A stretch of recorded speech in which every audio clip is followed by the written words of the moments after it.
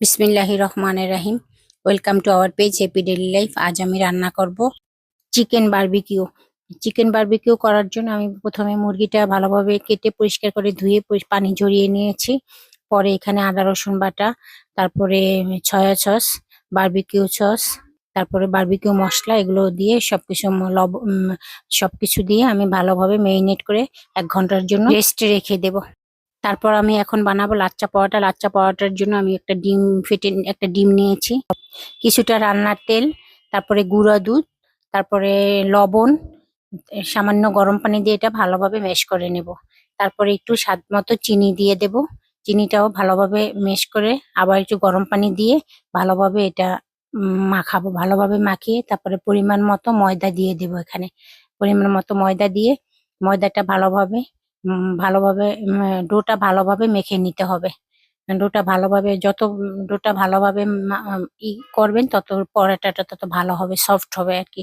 পরোটাটা আমি ভালোভাবে মেখে একটু একটু তেল নিয়ে নিয়েছি, একটু ভালোভাবে ডোটা একটু যেন সফট হয়। একটু তেল নিয়ে আমি ডোটাও 10 মিনিটের মতো রেস্টে রেখে দেবো। 1 ঘন্টা পর ফিরে এসে দেখি আমার ডোটা রেডি হয়ে গেছে। এখন আমি পরোটাটা ভালোভাবে বেলে নেব। প্রথম পরোটাটা ভালোভাবে বেলে তারপরে ওইটা একটু ময়দা ছিটিয়ে আর একটু হালকা তেল দিয়ে এটা আমি এখানে লাচ্ছি পরোটা, তো এখানে লাচ্চার মতো ভালো করে ডোটা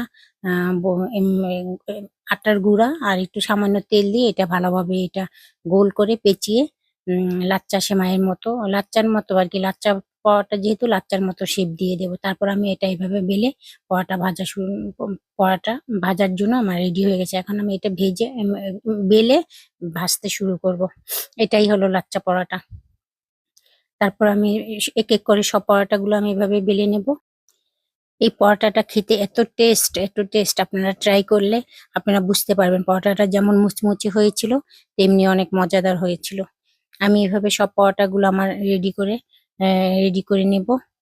আপনারা এইভাবে খাবেন বানিয়ে, দেখবেন কি টেস্ট। অন্য চুলায় আমি মুরগিগুলো ভেজে নেব। মুরগিগুলো ভেজে একটু একটু ঘি মাখন দিয়ে আমি মুরগিগুলো ভেজে নিয়েছি। সরিষার তেল ছিল না, তাই মাখন দিয়ে ভেজে নিয়েছি। এখন আমি এক চুলায় মুরগিগুলো ভাজবো, অন্য চুলায় আমি পরোটাগুলা ভেজে নেব। ব্যাস হয়ে গেল আমার মজাদার বারবিকিউ আর লাচ্চা পরোটা। এভাবে আপনারা সবাই বাসায় ট্রাই করে আমাকে কমেন্টে জানাবেন খেতে কেমন হয়েছে। সবাই ভালো থাকবেন। আল্লাহ হাফেজ।